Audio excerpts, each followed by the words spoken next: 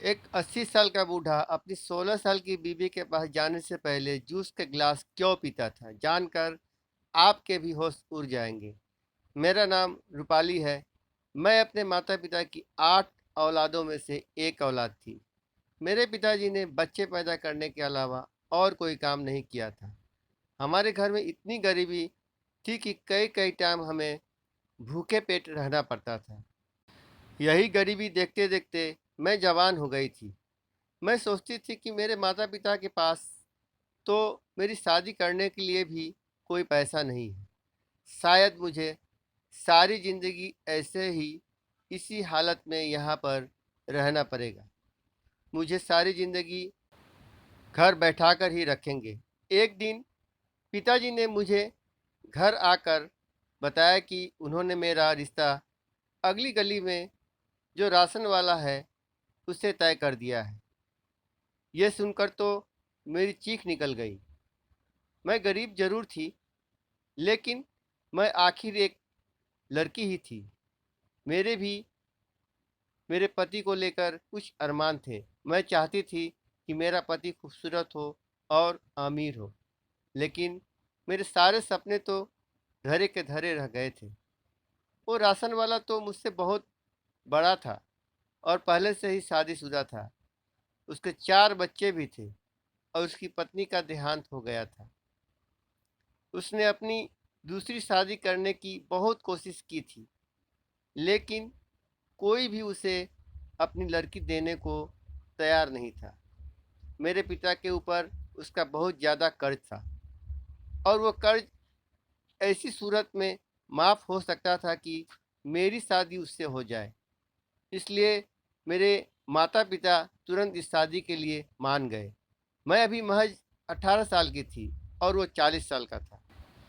मगर मेरे माता-पिता तो ऐसे खुश हो रहे थे जैसे किसी शहज़ादे का रिश्ता मेरे लिए आ गया हो।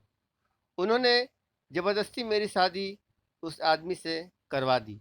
उसका नाम अशोक था। वो कोई इतना अमीर तो नहीं था, लेकिन हमारे घर की तरह उसके घर में खाने-पीने की कमी नहीं थी।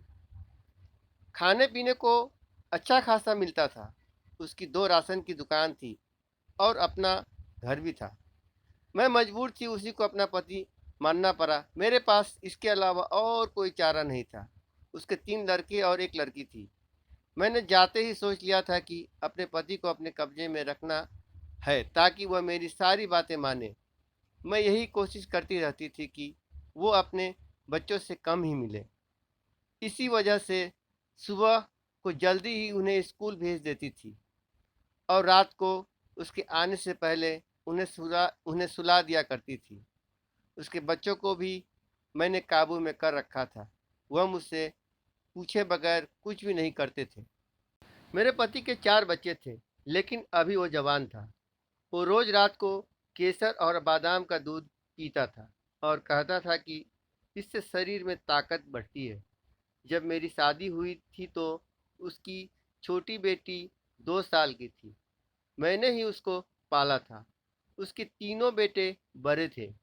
अब मैं चाहती थी कि मैं जल्दी से प्रेग्नेंट हो जाऊं। मुझे जितनी जल्दी अपने माँ बनने की थी, उतनी ही मुझे यह खुशी नहीं मिल रही थी। मेरी शादी को 4 साल हो चुके थे और इन 4 सालों में मैं उसके बच्चों को पालने में ही लगी रही थी।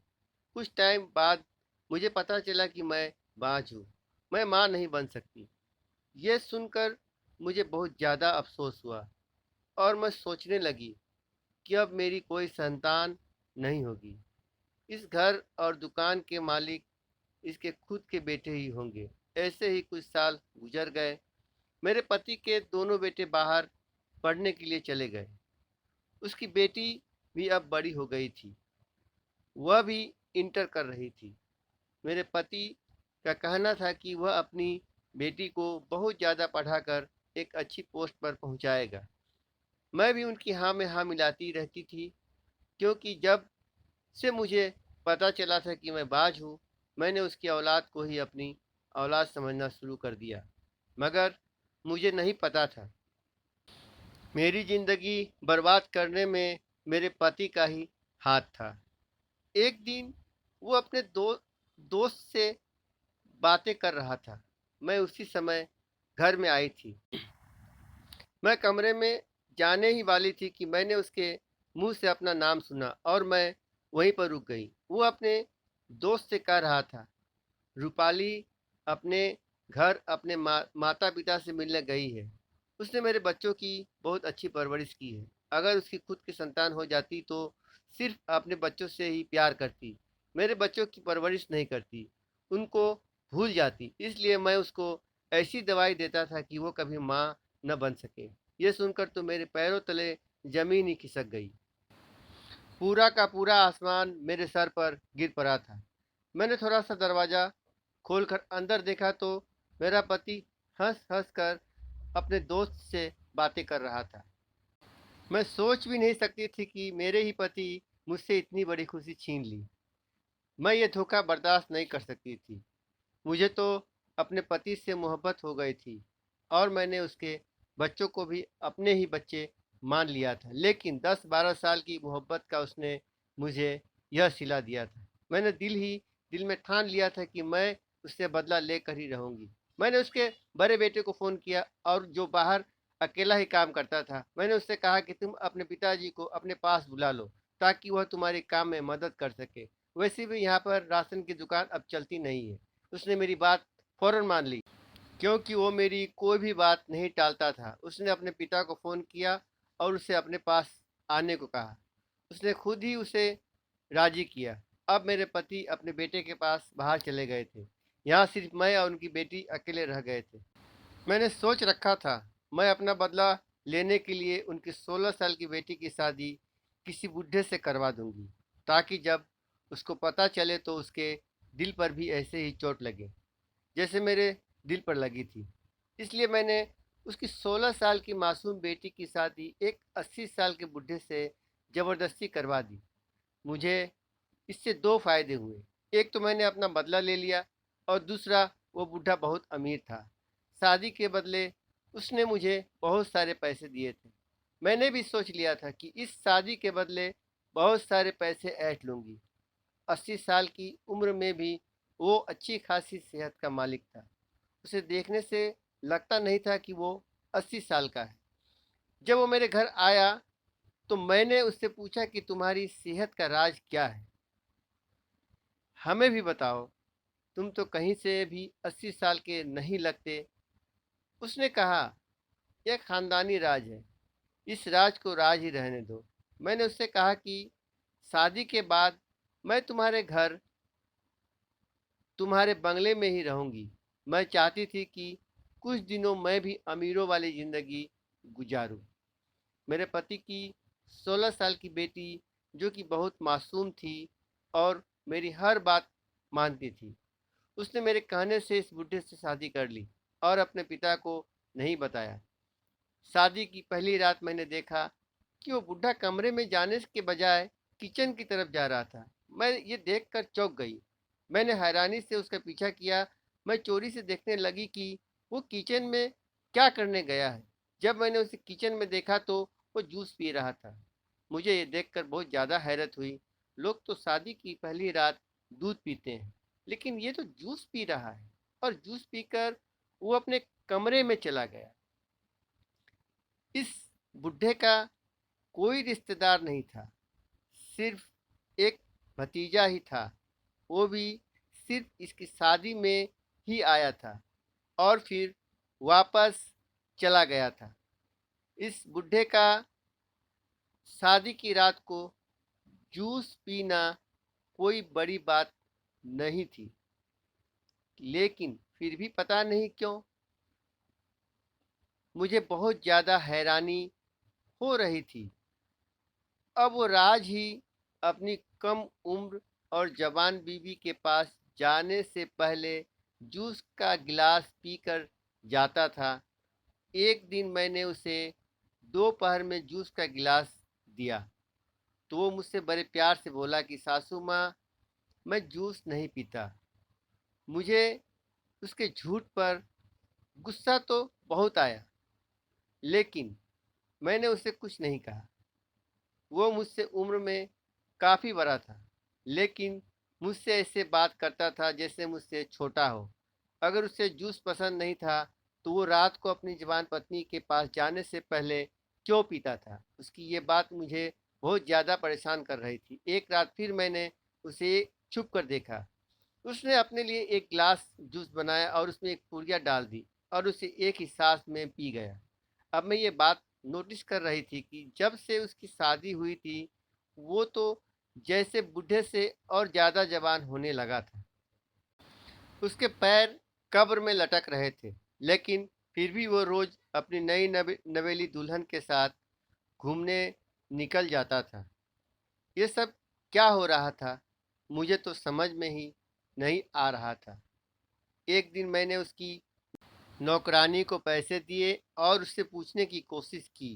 कहने लगी, ये सारा कमाल जूस का है जो साहब रोजाना रात को पीते हैं। जब भी वो कोई नई शादी करते हैं तब वो अपने कमरे में जाने से पहले रोज रात को जूस का गिलास पीते हैं। मैंने उससे कहा कि तुम्हारा मालिक जूस में कोई पुड़िया मिलाता है, तुम्हें पता है वो क्या है वो।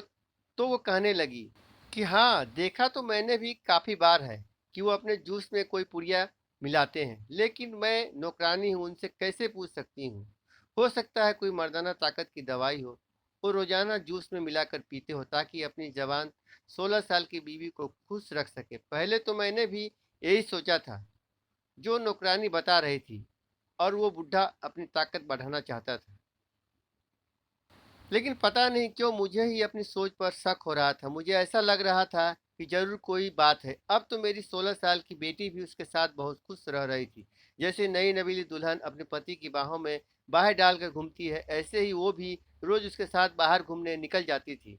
मैंने सोचा कि अब मैं अपने पति को बता देती हूँ, तुम्हारी बेटी ने एक 80 साल के बूढ़े से भागकर शादी कर ली है। मैं अपने पति को फोन लगाने ही वाली थी कि मेरी बेटी मेरे कमरे में आ गई। उसके हाथ में एक हीरो का हार था। उसने मुझसे कहा कि आप पिताजी को कुछ न बताएं। मेरी शादी के बारे में अगर आपने उन्हें बता दिया तो वो मुझे यहाँ से लेकर चले जाएंगे। लेकिन मैं अपने पति के साथ बहुत खुश हूँ, उसे छोड़कर नहीं जाना चाहती हूँ। जब वापस जब वो वापस आएंगे तब देखा जाएगा। आप यह हीरो का हार ले लीजिए और अपनी जुबान बंद रखिए। मैंने भी हीरो के हार के लालच में आकर अपनी जुबान फिलहाल बंद ही रखी। हीरो का हार देखकर मैं भूल गई थी कि मैंने अपनी ही बेटी की शादी अपने पति से बदला लेने के लिए ही की है। उस रात भी उस बुढ़े ने रोज की तरह अपने लिए जूस बनाया और वो पूड़ियाँ मिलाई। मैं सोच रही थी कि हो सकता है इसमें कोई ताकत की दवाई मिलाता हो ताकि अपने आप को जवान रख सके। अगर ये ऐसा कर रहा था तब भी मेरे लिए ये गलत है, क्योंकि मैंने अपनी सौतेली बेटी की शादी इस बुढ़े से इस वजह से ही कर की थी कि ये कोई भी संतान पैदा नहीं कर सके और जिंदगी भर संतान की खुशी के लिए तरसे, जैसे मैं तरसी हूँ। तभी तो मेरा बदला पूरा हो सकता है। लेकिन इस शादी ने तो इस बुढ़े पर अलग ही रंग चढ़ा दिया। और ये उसी जूस का कमाल था जो वो रात को पीता था। अब मुझे किसी भी हाल में इस जूस का राज जानना था। अगर वो उसमें मर्दाना ताकत की दवाई मिलाकर पीता था तो मेरा प्लान तो खराब हो जाता। इसलिए मैंने अपनी बेटी से कहा कि तुम अपने पति को रात को दूध दिया करो। अगर इस उम्र में वो कुछ और पिएगा तो उसकी सेहत खराब हो जाएगी। उसने पूछा, कुछ और क्या मतलब, क्या नहीं पीना चाहिए। इतने में मेरी नज़र उसके बेड पर पड़े हुए सामान की तरफ गई। वो आज ही अपने पति के साथ शॉपिंग करके आई थी। ब्रांडेड कपड़े, जूते और मेकअप का ऐसा सामान जो इससे पहले मैंने अपनी ज़िंदगी में कभी नहीं देखा था। मेरी मेरी तो आंखें फटी की फटी रह गई। मैंने उससे कहा कि अपने पति से थोड़ा दूर ही रहो और जितना माल यहाँ से समेट सकती हो समेट लो। मैं इतने में तुम्हारा सामान सेट कर देती हूँ। मैंने सोचा कि सामान सेट करने के बहाने शायद मुझे वो दवाई भी मिल जाए जो बुढ़ा अपने जूस में मिलाता है। लेकिन मुझे उसके कमरे में कहीं भी वो पुड़िया नहीं मिली। नौकरानी ने बताया था कि वो अपने लिए जूस खुद ही बनाता है और किसी को देखने भी नहीं देता। आप देखिएगा कितनी जल्दी साहब की औलाद हो जाएगी। पहले भी साहब ऐसा ही करते थे। ये सुनकर तो मैं और घबरा गई। मैं नहीं चाहती थी कि मेरी बेटी कोई औलाद पैदा करे। इसलिए तो मैंने उसकी शादी एक 80 साल के बूढ़े से करवाई थी ताकि उसका पति औलाद ही पैदा नहीं कर सकता हो। लेकिन यहाँ तो सब कुछ उल्टा हो रहा था। ये बुढ़ा तो खुद औलाद पैदा करने के चक्कर में था।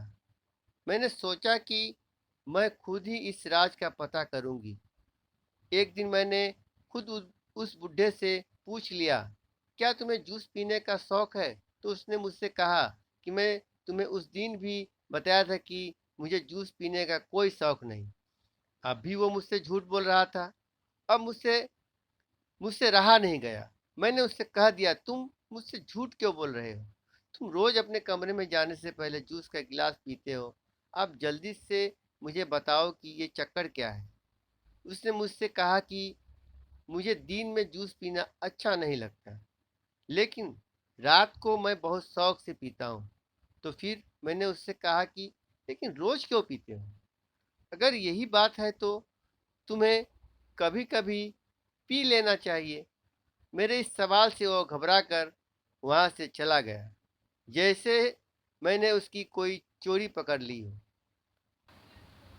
अगर मैं उसे ये भी बता देती कि मैंने उसे जूस में पुड़िया मिलाते हुए देखा है तो उसके तो होश ही उड़ जाते कि मैं उसके बारे में इतना कुछ जान गई। जूस पीना कोई बुरी बात नहीं है, लेकिन रोज उसमें कुछ मिलाकर पीना, मुझे उसके ऊपर शक हो रहा था। और अब मेरा शक पक्का होता जा रहा था। कुछ तो बात थी जो हमसे छुपा रहा था। अगली रात जब वो किचन में जूस बनाने आया तो मैं किचन में ही मौजूद थी। वो मुझे वहां पर देखकर चौंक सा गया। मैंने उससे कहा कि मैं तुम्हारे लिए जूस बनाता हूँ। उसने कहा कि मुझे तुम्हारी कोई मदद की ज़रूरत नहीं है, मैं अपने लिए जूस खुद बना सकता हूँ। मैं वहाँ से बाहर आ गई। मैंने अपनी बेटी से कहा कि तुम अपने पति के लिए जूस खुद क्यों नहीं बनाती? उसने मुझसे कहा कि मैं तो कहती हूँ कि मैं बना देती हूँ, लेकिन वो कहते हैं कि मुझे अपने लिए जूस खुद बनाना ही पसंद है। कभी कभी तो वो मेरे लिए भी बनाकर ले आते हैं। कुछ दिनों से मैं नोटिस कर रही थी कि मेरी बेटी के बाहर के चक्कर कुछ ज़्यादा ही लग रहे थे। अब तो उसके भी पर निकलने लगे थे।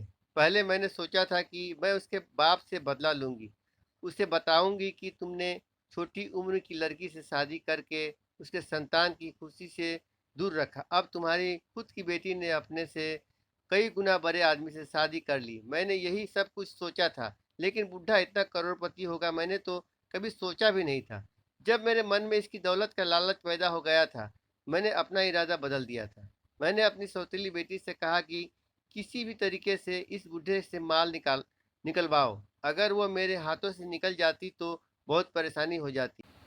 इस लड़की के समझदार होने से पहले पहले मुझे अपना मकसद हासिल करना बहुत ज़रूरी था। इसलिए सबसे पहले तो इस बूढ़े के जूस के बारे में पता करना था, जिसे पीकर ये दिन ब दिन ताकतवर होता जा रहा था। मैंने एक प्लान बनाया। रात को जब वो अपने लिए जूस बनाने गया, उसने जूस बनाने के बाद जब अपनी जेब से पूरियाँ निकाल कर उसमें मिला ली तो बाहर मैंने एक गमला गिरा दिया।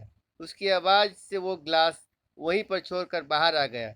मैं चुपके से किचन में गई और उसका गिलास मैंने बदल दिया। मैंने पहले ही एक जूस का गिलास तैयार कर रखा था। इस काम में मुझे कुछ सेकंड ही लगे थे।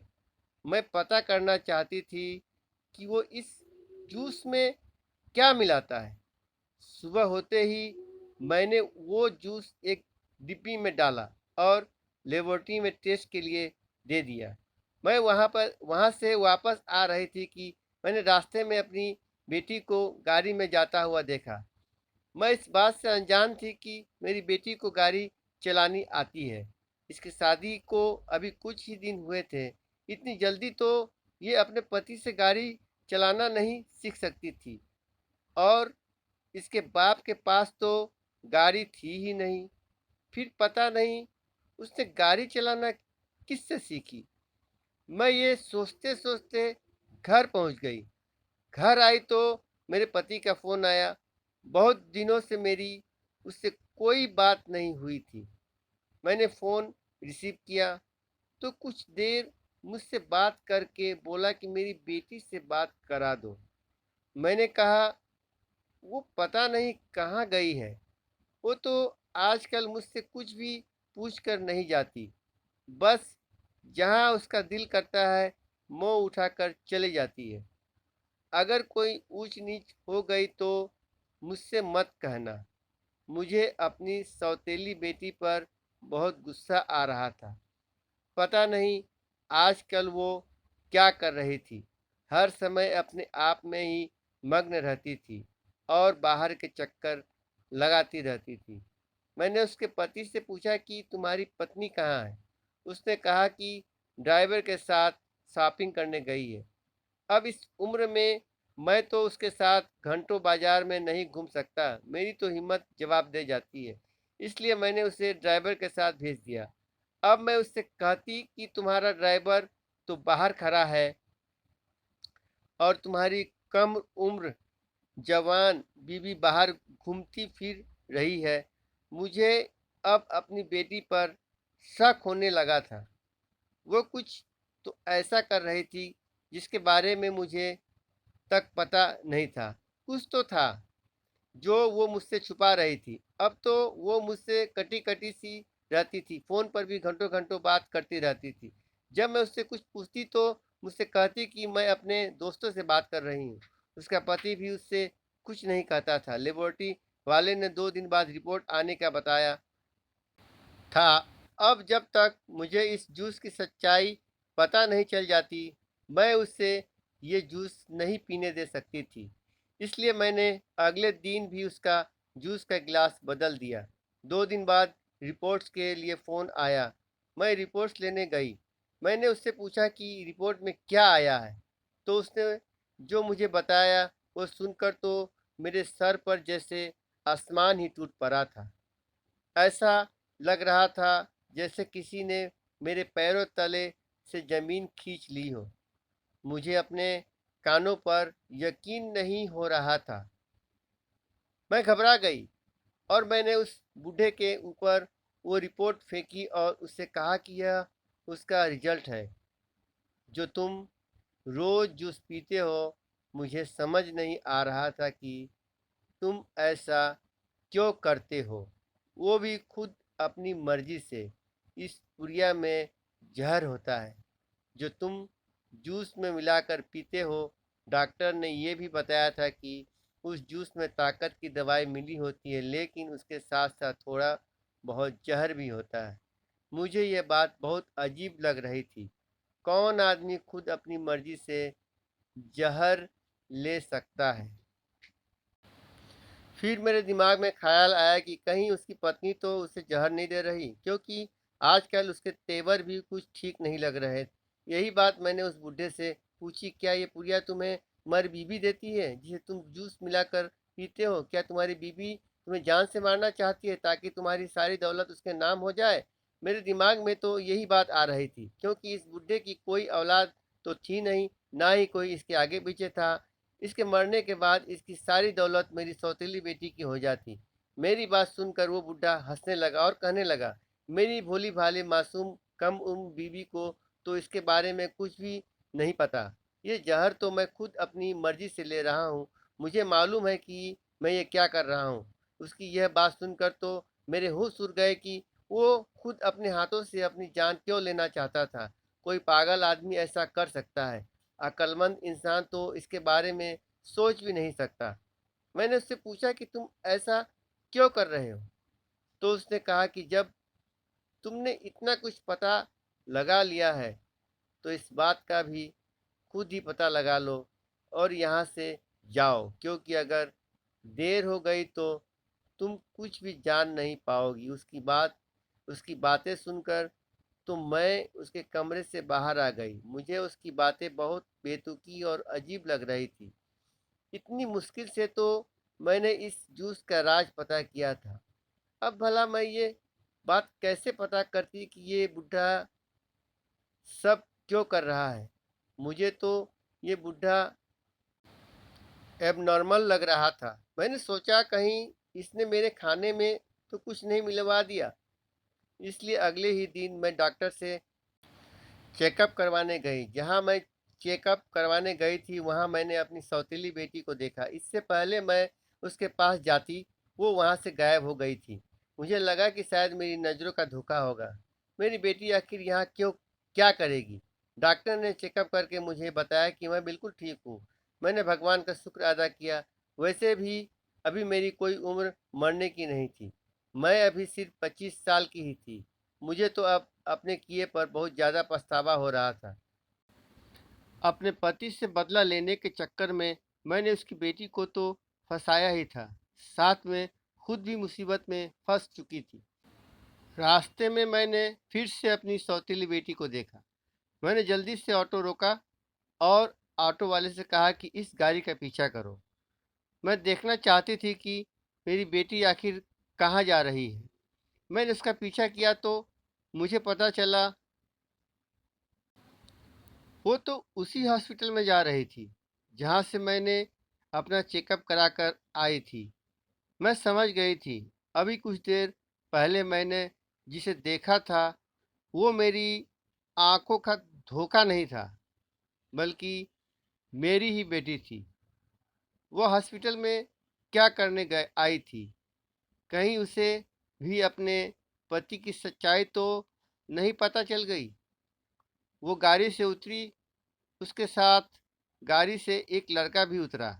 पहले तो मैं उस लड़के को पहचान नहीं पाई, लेकिन जब मैंने गौर से देखा तो मैं उसे देखकर हैरत में पड़ गई, क्योंकि वो लड़का कोई और नहीं, उसके पति का भतीजा था। अब मुझे कुछ कुछ समझ में आ रहा था। हो ना हो ये दोनों एक दूसरे को पसंद करते हो और ये बात इस बुढ़े को पता चल गई होगी, इसलिए उसने यह सब किया। मैंने उन दोनों का पीछा किया और छुपकर उनकी बात सुनी। वो लड़का मेरी बेटी से कह रहा था कि तुम फिक्र मत करो, मैं तुम्हें कुछ भी नहीं होने दूंगा। थोड़ी देर बाद वो डॉक्टर के केबिन से चेकअप कराकर बाहर आई। बाहर मुझे देखकर मेरी बेटी के होश उड़ गए। उसके चेहरे का रंग उड़ गया। उसने मुझसे कहा, माँ आप यहाँ। मैंने उससे पूछा कि तुम्हें क्या हुआ है, तुम हॉस्पिटल में क्यों आई हो। तो उसने मुझे बताया, माँ मुझे ये खतरनाक बीमारी हो गई है। पता नहीं कहाँ से मेरे अंदर थोड़ा थोड़ा जहर आ रहा है। मुझे समझ नहीं आ रहा कि मेरे अंदर ये जहर कैसे आ रहा है। मैंने कहा कि तुम्हारे पति की वजह से उसे पता चल गया है कि तुम उसे धोखा दे रही हो और उसके भतीजे के साथ हो। वो वही जहर खुद भी पीता है और तुम्हें भी देता है। वो ये सब सुनकर वो दंग रह गई। उसे समझ नहीं आ रहा था कि उसके पति को ये सब कैसे पता चला। वो रोने लगी और रोते रोते मुझसे कहने लगी कि ये सब कुछ आपकी वजह से हुआ है। मैंने आंखें खोलकर आपको ही देखा था, हमेशा आपको ही अपनी माँ माना था। मेरे बाप ने आपको औलाद का सुख नहीं दिया, इसका बदला आपने मुझसे ले लिया। आपने अपना बदला लेने के लिए मेरी शादी 80 साल के बूढ़े से करा दी, जो रोज़ मर्दाना ताकत की दवाई खाकर अपने आप को जवान रखने की कोशिश करता था। मैंने आपकी खातिर उससे शादी कर ली और आपसे कुछ नहीं कहा, लेकिन मैं एक 16 साल की लड़की थी। मेरे भी कुछ अरमान थे और मैं अपने पति के भतीजे से एक दो बार मिली थी और वो मुझे अच्छा लगने लगा। मेरे दिल के सोए हुए अरमान जाग गए और ये भी मुझे पसंद करने लगा। हम दोनों एक दूसरे से मिलने लगे। मुझे नहीं पता था कि मेरे पति को इस सब के बारे में पता चल जाएगा। आज मेरी तबीयत खराब हुई तो मुझसे कहने लगा कि मैं तो अपनी हर कम उम्र बीवी को अपने साथ ऐसे ही बांध कर रखता हूँ। वो बेचारी तो धीरे धीरे जहर खाकर मर जाती थी, लेकिन मेरे शरीर को इस जहर की आदत हो गई थी, तो मुझे उसका कोई असर नहीं होता। जाओ, जाकर हॉस्पिटल में अपना चेकअप करवा लो, तुम्हें पता चल जाएगा क्या हुआ है। इसलिए मैं भागी भागी हॉस्पिटल आई और डॉक्टरों ने चेकअप करके बताया कि मेरी नसों में जहर फैल गया है और ये सब कुछ आपकी वजह से हुआ है। आपने मेरी ज़िंदगी बर्बाद करके रख दी। वो लड़की सच कह रही थी। सारा किया धरा मेरा ही था। मैंने अपने पति से बदला लेने के चक्कर में उसकी बेटी की ज़िंदगी बर्बाद कर दी थी। मुझे क्या पता मुझे क्या पता था यह 80 साल का बुढ़ा इतना खतरनाक होगा। अपनी बीवी को अपने साथ रखने के लिए ऐसा खतरनाक काम करता होगा। मुझे अपनी गलती महसूस हो रही थी और मुझे अपने किए पर बहुत पछतावा भी हो रहा था। अब मुझे ही सब कुछ ठीक करना था। मैंने अपनी बेटी से वादा किया कि तुम फिक्र मत करो, मैं सब कुछ ठीक कर दूंगी। पहले तो मैं उसका एक अच्छे से डॉक्टर से इलाज कराया। समय रहते ही हमें इस जहर का पता चल गया था, इसलिए कुछ महीनों के इलाज से ही वो बिल्कुल ठीक हो गई। जब तक उसका इलाज चला, वह अपने पति से दूर ही रही। उसके पति के किए की सजा भगवान ने उसे दे दी थी। उसे फालिस का अटैक हो गया था और इतना खतरनाक अटैक हुआ था कि वो बिस्तर पर ही पड़ गया था। वो कुछ दिन ही जिंदा रहा और फिर उसका देहांत हो गया। कानूनन सारी जायदाद मेरी बेटी के नाम हो गई थी। कुछ दिनों बाद मैंने अपनी बेटी की शादी उसके पसंद के लड़के के साथ करवा दी थी। मैं अपने किए पर बहुत ज़्यादा शर्मिंदा थी। मैंने अपनी बेटी से अपने किए की माफ़ी मांगी और उसने मुझे माफ़ कर दिया।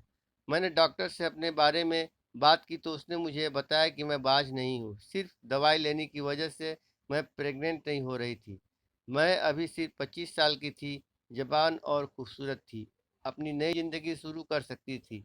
मैंने अपने पति से डिवोर्स ले लिया था और एक सुलझे हुए और अच्छे से लड़के से शादी कर ली थी। मेरे पति से मुझे 2 बेटे हुए। आज मैं अपनी पति के साथ और अपने बच्चों के साथ बहुत खुश थी। मेरी सौतेली बेटी भी अपने पति के साथ बहुत खुश थी। अच्छा हुआ कि समय रहते ही मुझे अपनी गलती का एहसास हो गया और मैंने अपनी बेटी से माफ़ी मांग ली, वरना सारी ज़िंदगी मुझे इस बात का पछतावा रहता।